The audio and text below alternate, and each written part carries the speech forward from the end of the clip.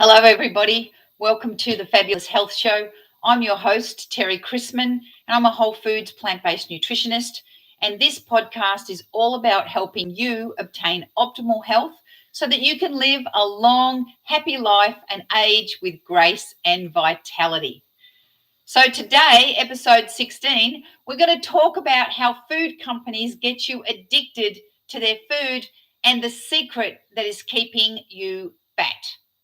But before I tell you that, let me tell you about this podcast. I go live every day at 10 a.m. US Central Time, live on Facebook on my Facebook page, terrychrisman.10, and also live on YouTube at Fabulous Health. And then immediately afterwards, I load the audio version of this podcast to all your favorite podcast platforms. So just go to fabuloushealth.net. Click on the podcast button, and then you'll get a direct link to sign up to this podcast on your favorite platform. So let's get started. Food is medicine. Have you heard that before?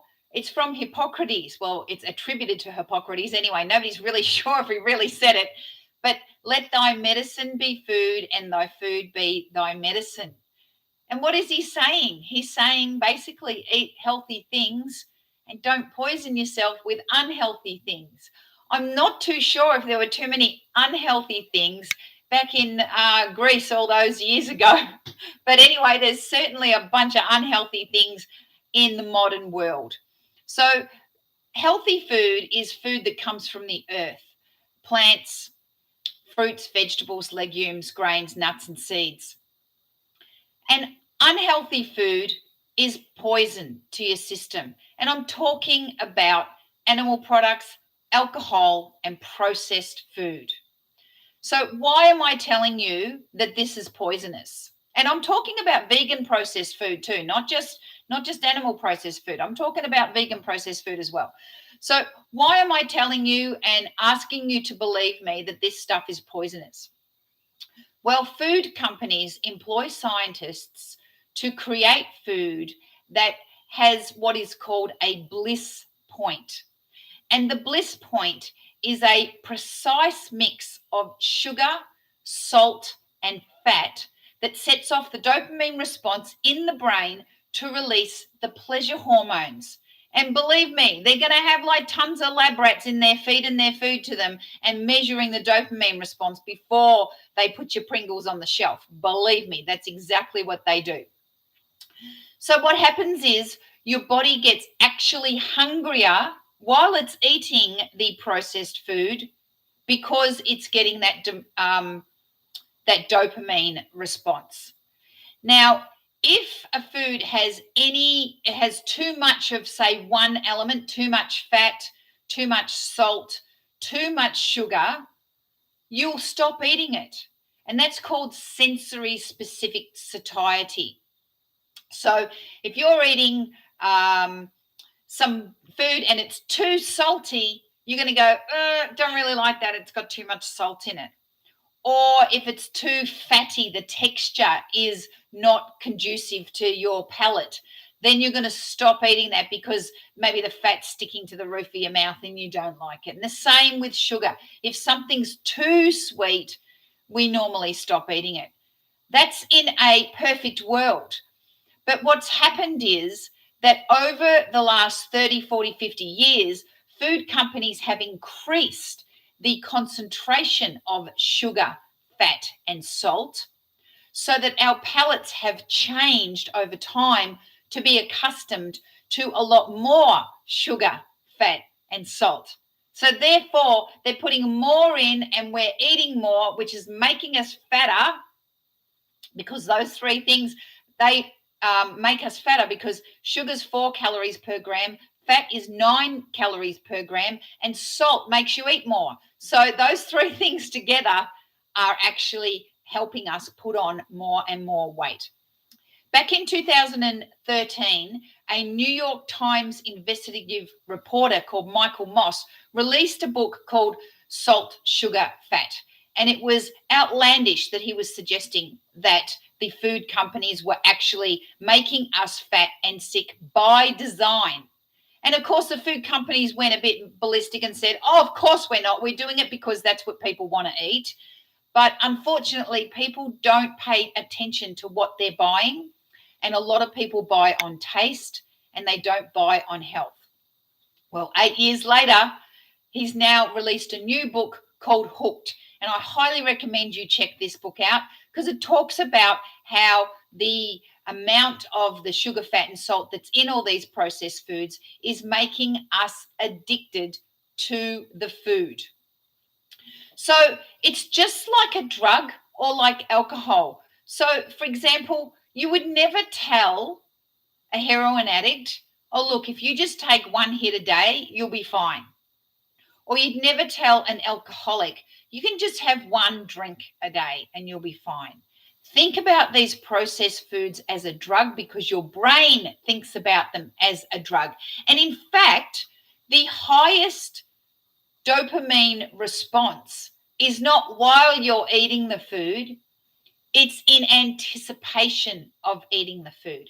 So have you ever gone to the supermarket and seen something really yummy, and I'll be mean and I'll call out the Oreos. You see the Oreos and they got the new chocolate Oreos, double cream filled whatever with sprinkles, for example. I don't even know if they exist. And you get them in your supermarket trolley and you're looking at them and already you're salivating.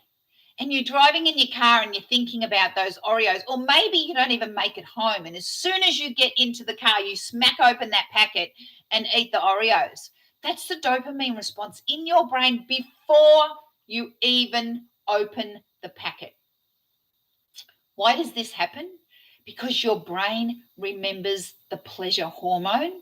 And when you see the packet, then your brain remembers and the brain says, hey, I want that. Yeah. And also because the brain wants to keep getting that dopamine response, it makes you hungry, sets off that salivary response in your mouth, which triggers your hunger while you're eating. So you actually eat the whole packet when all you wanted to do is eat one. Is that true? So how can we stop this from happening? How can we break the cycle? Well, number one, you really need to acknowledge that it is a drug response. It's a chemical reaction that's happening in your brain. So no amount of willpower is going to stop this from happening. If you are an alcoholic, do you keep alcohol in your house? No. If you're a junkie, do you keep drugs, illicit drugs in your house? Hopefully not. No, you want to get them out. If you're a recovering addict, you have to get these out. And food can be an addiction. And the food I'm talking about is the processed foods. So number one, get them out of your house. Number two is you need to swap them with something else. You can't just give something up and then not have something to fill the void, because then you're going to have withdrawal. Then you're not going to stick to it. You're going to rush off to 7-Eleven and buy yourself a packet of Oreos and a big fat Pepsi, and you're going to be sitting on your couch in relief because you've got that dopamine response. So you need to think about ways that you can swap things out. So, for example, if you like the sugar and fat of the candy, you can get a big fat medjool date and open it up, take the pip out and put some natural peanut butter in the middle. And that will give you the same dopamine response because it's got the sugar and it's got the fat. Not the salt. I mean, sometimes peanut butter has a little bit of salt. A little bit of salt is fine, but not a ton. And then what happens is your body actually changes its palate. So you may say the first time that date wasn't very sweet and it wasn't very fatty, but you continue to eat the date and the peanut butter, one a day, not 100 of them a day, just one a day. And it will wean you off your Snickers bar, for example. Yesterday I talked about fizzy drinks. You start watering down and diluting your fizzy drinks until you can have the fizzy water without the sugar. If you're really, really into sweet things, you want to start eating lots and lots of fruit. And if you're really into salty things, you can start by getting some seasonings that are salt-free seasonings. Number one, never cook with salt in your food as you're cooking at home. If you want to add some salt to the top of your food, that's fine, because what happens is when you're cooking the food and you add salt to it, the salt gets dissipated through the food, and then you lose that saltiness when you go and eat it. So the best thing to do is to cook without salt. You can add salt-free seasonings to the cooking, and then if you taste it and you think it's bland and hideous, you can try a little bit of salt on top.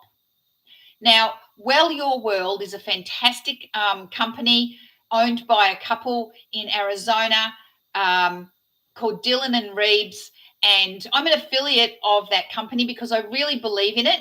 And you can buy their products on fabuloushealth.net. The Well Your World products have a whole gamut of salt-free seasonings and salt-free products. Things like condiments, like salad dressings and sauces and ketchup and marinara sauce and things like that you use on a daily basis, but they're not full of sugar, fat, and salt. So if you really want to try some products that are specifically made to make you healthy, then go to fabuloushealth.net and try out those Well Your World products. Now, what about the fat? Fat is a mouth texture thing. So when you eat something and you really like that mouth texture, fat adds that mouth texture to make it more palatable.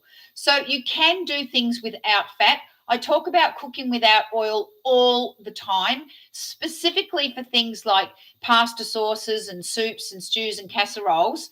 You're not really relying on the fat for that mouth feel, because you're just using that to brown the onions or whatever. So you can easily get rid of the oil in those situations.